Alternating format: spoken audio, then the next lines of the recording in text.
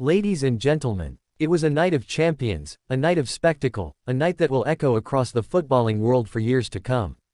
The 2025 FIFA Club World Cup concluded beneath the glimmering lights of MetLife Stadium in East Rutherford, New Jersey. The roar of fans, the pulse of the game, the tears of triumph and agony, it all culminated in a moment that was far larger than sport. And in the middle of that moment, standing alongside FIFA President Gianni Infantino, was the 45th President of the United States, Donald J. Trump. Chelsea Football Club, the pride of London, delivered a commanding 3-0 victory over Paris Saint-Germain. It was not merely a win, it was a performance of poise, of discipline, and of defiance. PSG, despite their galaxy of stars and their billion-euro dreams, found themselves suffocated by a Chelsea side that came not just to play, but to conquer.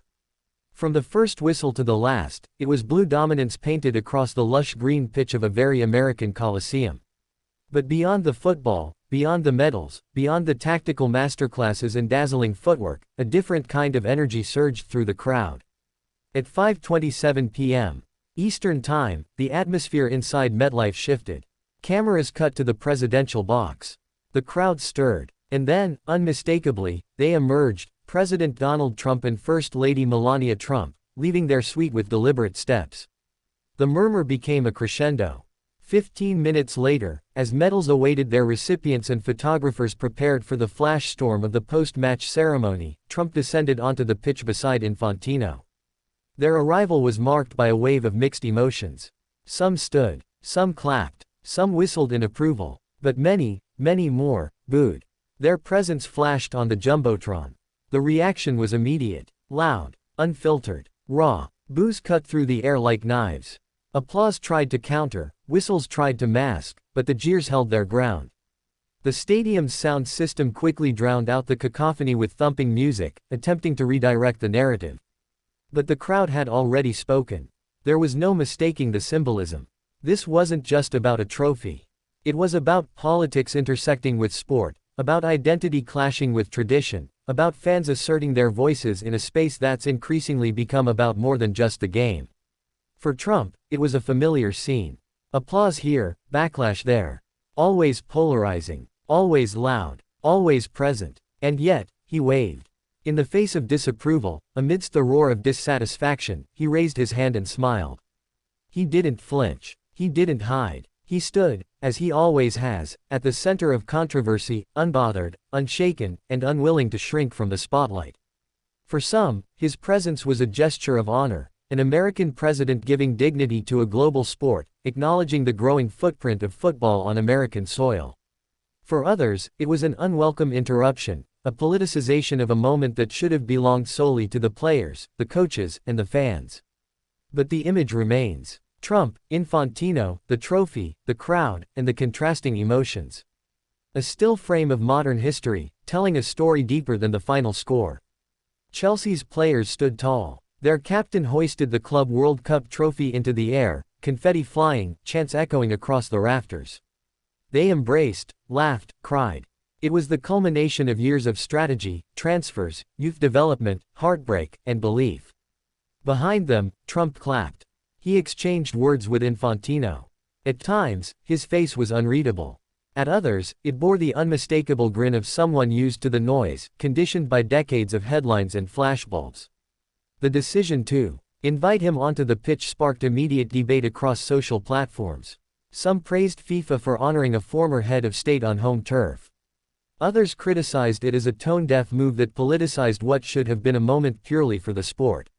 The crowd at MetLife was global. Flags from Brazil to Japan waved. Chants in multiple languages filled the air. And amidst that international chorus, America's own internal divide played out, not in chants, but in the reception of one man. Some asked, why was he there? Others asked, why not? The debate will rage, as all debates involving Trump do. But one truth is undeniable, he made his mark. The Club World Cup, usually a celebration of football excellence, took on a new layer. A new wrinkle, a new headline. Was it fair to the players? Did it overshadow the achievement? Did it deepen the sense that no moment is immune from political overtones? For Chelsea fans, none of it mattered. Their team had done what they came to do. The trophy was theirs. The headlines would come and go, but the glory would remain.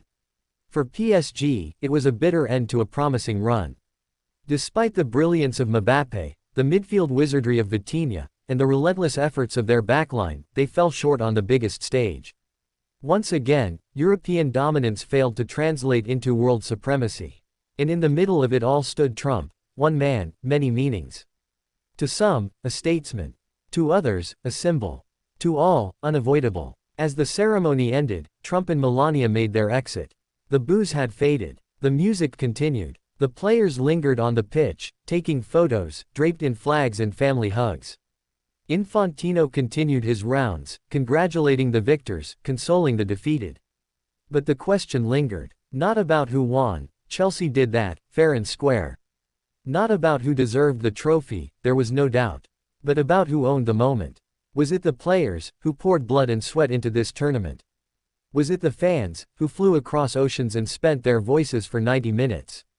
Or was it the man who drew the loudest reaction without kicking a single ball? In the end, it was all of them. Together. For better or worse, football remains the world's game. But on this night, in New Jersey, it became a mirror. Reflecting our triumphs, our tensions, our divisions, our joys. And yes, our politics. The final whistle had blown. The medals were handed out. The fireworks exploded into the sky. But long after the lights dimmed, and the stadium emptied, and the players returned to their clubs, the image of that night remains burned into memory. Trump on the field. Booed. Cheered. Unbothered.